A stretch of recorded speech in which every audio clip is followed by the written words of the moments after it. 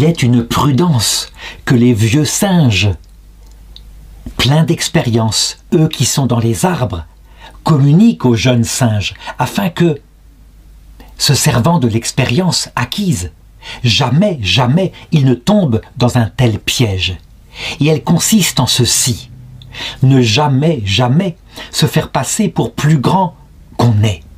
Être soi-même, simplement, franchement, et on évitera bien des histoires.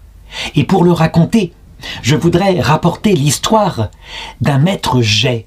Le geais est un oiseau magnifique avec des belles couleurs. C'est un oiseau curieux et un oiseau bavard, mais un jour, maître geais rencontra un paon, et ce paon était en train de muer, et ses plumes, ses magnifiques plumes, celles qui étaient sur sa queue, tombaient à terre.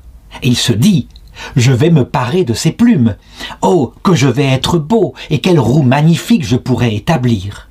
Et il se présenta dans une cour de paon, et il était là avec ses plumes, et il s'avançait comme eux, et il se promenait.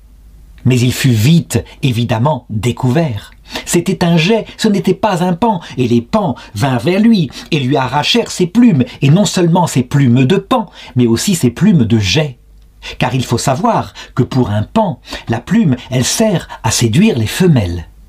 Toujours est-il que maître geais s'en partit penaud, et retourna vers les autres geais.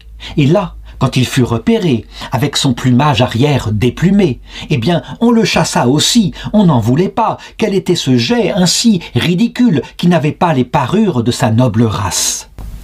Quelle morale en tirer? Eh bien, c'est simple.